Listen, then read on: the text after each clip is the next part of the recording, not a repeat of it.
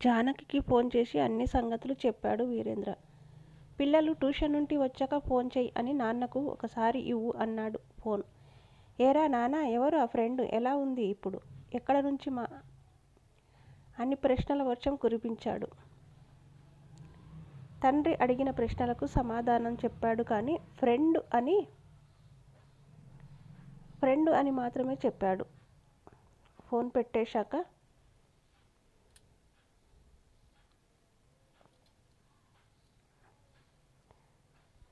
కరుణ గారు ఎలా ఉన్నారు అని వెళ్ళి చూశాడు అరవింద.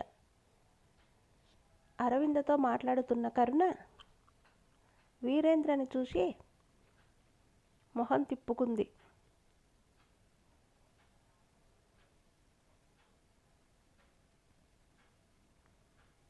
తనపై ఆమెకు చాలా కోపంగా ఉన్నట్టుంది.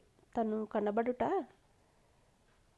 కనబడకపోవడమే మంచిది అని తనకు ఇచ్చిన రూంలోకి వచ్చేశాడు వీరేంద్ర.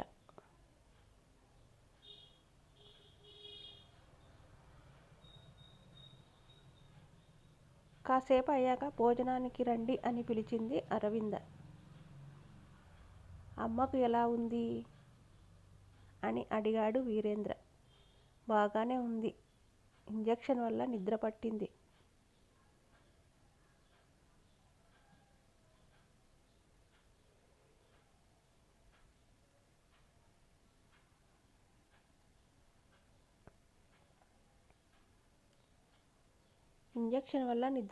అంటూ నిట్టూర్పు ఇడ్చింది.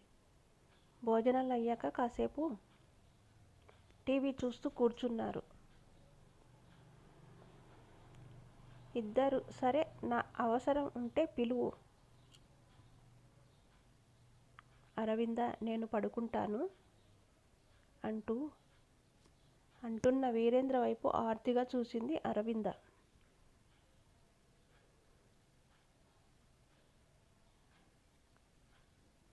ఆ కళ్ళలో బేలతనం చూసి, ఎందుకు అరవింద, దిగులు పడకు, మీ అమ్మగారికి నయం అవుతుంది అన్నాడు వీరేంద్ర.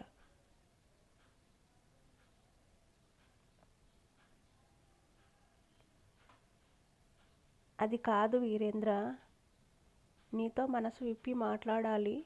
దయచేసి నన్ను తప్పుగా భావించవద్దు. ఈ ఒంటరితనం నేను భరించలేకపోతున్నాను.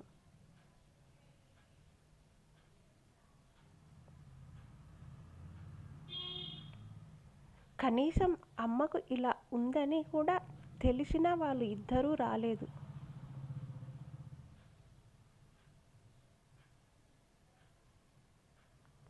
వారికి ఒక తోడు ఉండబట్టేగా ఈ విషయం. నీకేమైనా డబ్బు అవసరం అయినా నిస్సంకోచంగా నన్ను అడుగు అరవింద, ఇంకేమీ అక్కర్లేదు, మీ మనిషిగా ఉంటే చాలు. ఒక బిడ్డ ఉంటే నా బ్రతుకు ఒక తోడు ఉంటుంది. నీకేం ఇబ్బంది కలిగించను.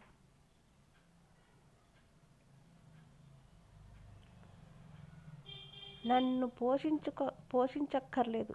ఎప్పుడో నీ దయ కలిగినప్పుడే నన్ను చూడడానికి రావచ్చు.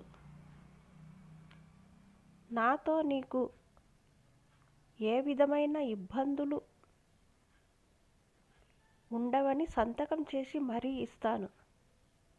కానీ నీ అండ కావాలి, నీ తోడు కావాలి, నువ్వు కావాలి వీరేంద్ర అంటూ బోరున ఏడ్చేసింది అరవింద.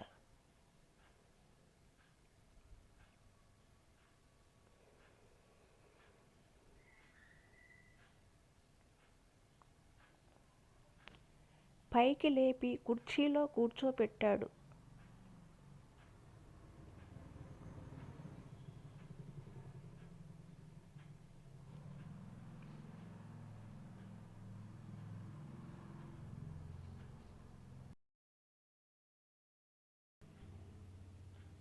ఆమెకు మంచినీళ్ళు ఇచ్చాడు.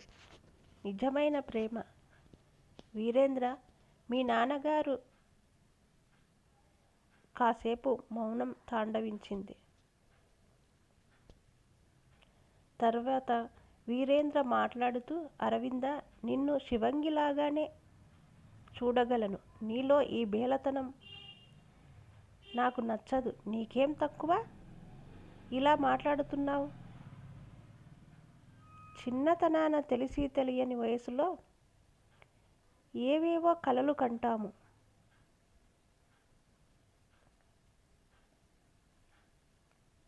నిజంలోకి వస్తే జీవితం ఏంటో తెలుస్తుంది. నీ ఒంటరితనం నీ మనసులో నాకు ఇంకా చోటు ఉండేలా చేసింది. ఆ రోజుల్లో తల్లిదండ్రులు కాదన్నా తప్పక మనం ఒకటవ్వాలని అనుకున్నాం. కానీ ఈరోజు నేను ఏ పొరపాటు చేసినా ముగ్గురికి సమాధానం చెప్పుకోవలసి ఉంటుంది. నా భార్యకి, పిల్లలకి.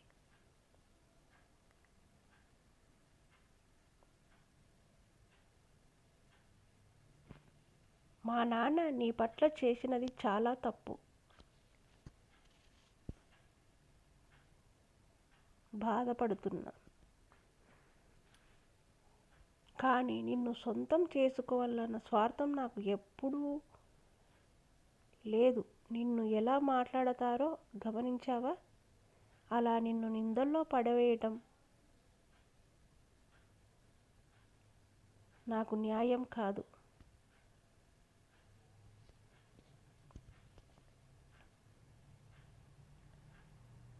పైగా నన్ను దేవుడిలా కొలుస్తున్న నా భార్యకు మోసం చేస్తే నేను ఆ క్షణంలోనే మనిషిగా చనిపోయినట్టే నా దృష్టిలో.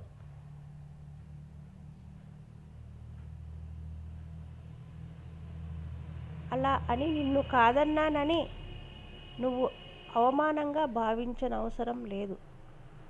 నేనెప్పుడూ నీ ఫ్రెండుని. ఇక నీకు ఏ ఆపద రానివ్వను. నీకు తగ్గవానితో నిన్ను జత చేయడం నా బాధ్యత.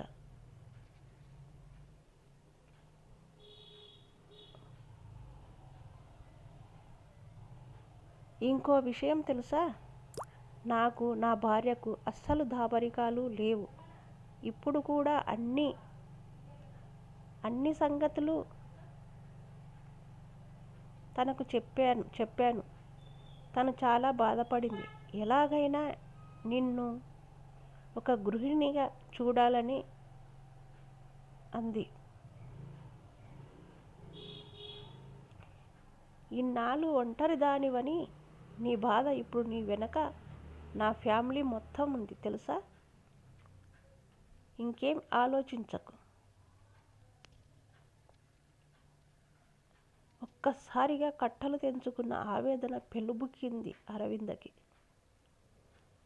నన్ను క్షమించు వీరేంద్ర అని అంటున్న ఆమెను వారించి,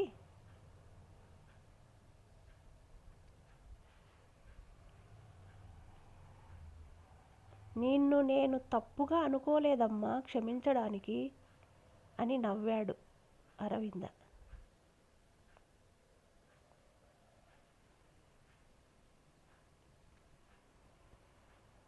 జానకి తోడులో వీరేంద్ర చక్కటి పురుషోత్తముడిలా తయారయ్యాడు.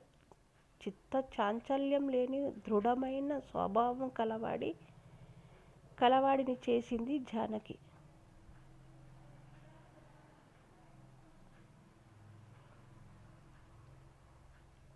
నిజం, పెళ్లితో ప్రతి మనిషి జీవితంలో మార్పు ఉంటుంది. అది మంచి మార్పు కావచ్చు, ఇంకో మార్గమైనా కావచ్చు. పెళ్ళి అనేది మనిషికి జీవితంలో ఓ టర్నింగ్ పాయింట్. సరైన జీవిత భాగస్వామి లభించిన ప్రతివారు అదృష్టవంతులే. నిజంగా వీరేంద్ర మనోనిబ్బరాన్ని గొప్పగా చెప్పుకోవాల్సిందే.